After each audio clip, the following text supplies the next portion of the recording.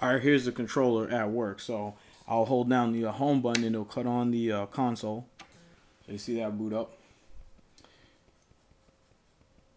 Put the buttons on the side so that way I was gonna have them on top, but I tried to keep the top relatively clean because I wanted to see more of the artwork and to keep from accidentally hitting buttons like home and start.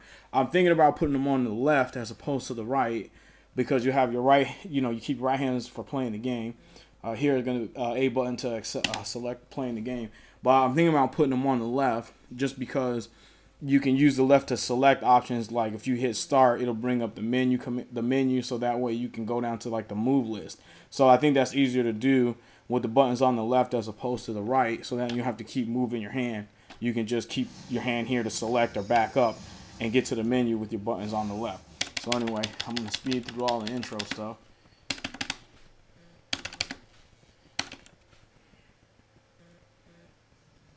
Alright, so start. I will continue without signing in just to speed up the process here. And then I'll go to to test out the controllers to make sure they're working right. I always go to the practice screen so that way you can see the actual inputs. And so I will just stick with one player for now. I have the other controller hooked up, but that's not necessary to see. So getting around in the menu and stuff is just like using the regular controller. No biggie there. I always pick Batman because he has some pretty easy moves. Now, see, that's why I like this game is because you can play as all the different superheroes. Green Lantern actually is pretty cool, and so is Flash. But I'll use Batman just so you can see the move sets and some of the combo stuff. Playing fighting games with a controller stick to me is a lot easier than playing with the hand controls or the hand controller.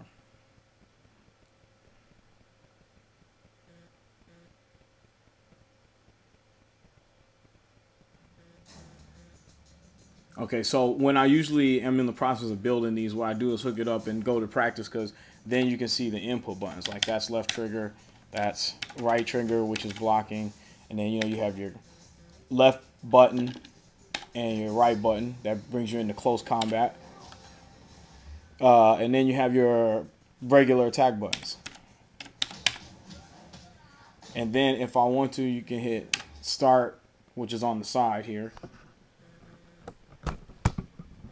and home and back. And the reason why I pull that up is to be able to get to the move screen so that way I can look at moves and stuff like that, special moves and all that. So anyway, use B button to back out, and then I just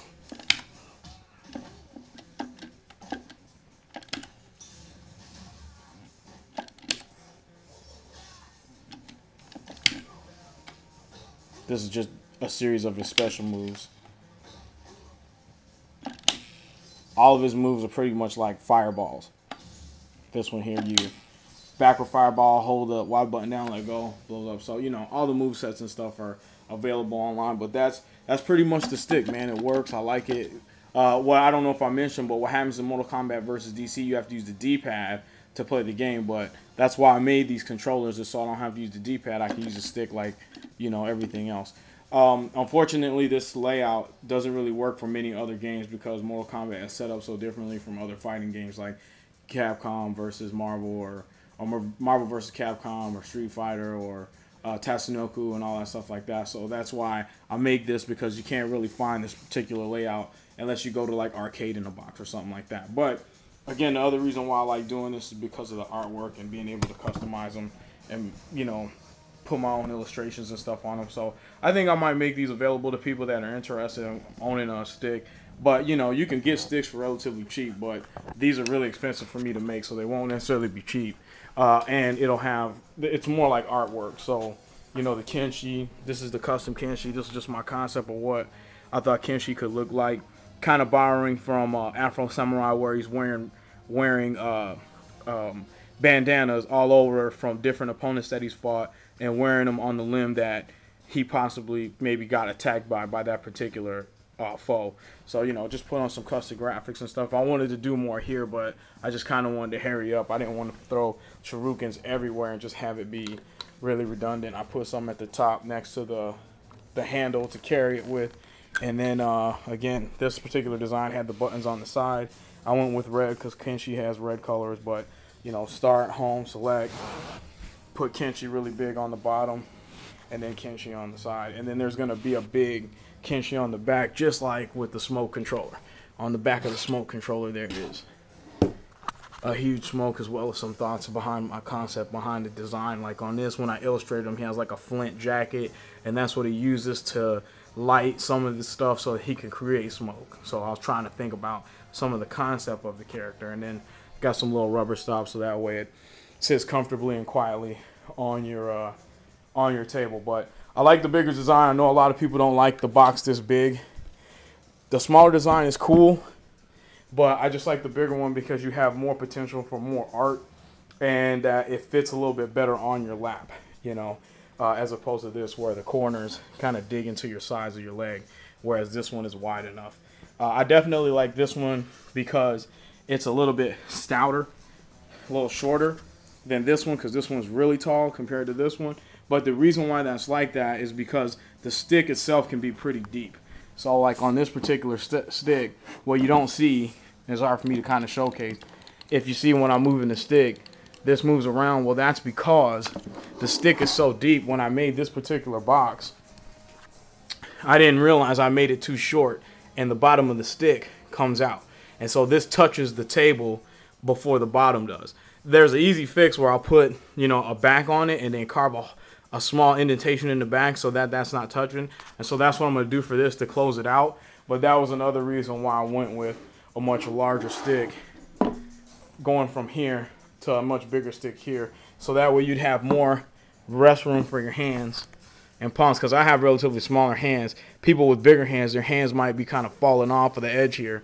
So the bigger table design gives you more room for your hand. So that's why I went with this. And so hopefully, I know this button configuration looks kind of busy, but I did this with the idea that you would be able to use this stick for all the Mortal Kombat. So, you know, the original Mortal Kombat, you just need these 5 buttons, but then in the sequels, you have the run button, and then Mortal Kombat versus DC Universe, you need this to move in the 3D plane, which I guess I can show you really quick. What happens is when you hold this down and press up, so you step up and around or down, you kind of come down, and this was like an easy way to dodge projectiles, which I guess a lot of people didn't like. But I never even really use it, but I guess I should practice using it. But so this layout, you know, and then here's the grab and the throws. This layout, again, is to hopefully be able to play with all the Mortal Kombats. I don't know what the configuration will be for Mortal Kombat, the next Mortal Kombat, but this works for DC, makes DC a lot funner to play for me. So if you want one, they're available. They take me about a week and a half, 2 weeks to make because of the drying and curing process. But there's going to be some other versions to come. I know I'm working on a Raiden and a Goro, but I'm also working on some off-topic themes that don't even have anything to do with Mortal Kombat. I'm doing an Evo 10 one for my boy. I'm also doing a Nissan GTR one for my other friend. I'm doing a Boba Fett for my other boy. So as I finish those, I'll be posting those videos up. So thanks for watching. If you have any feedback or suggestions, let me know. OminousRed.com, man.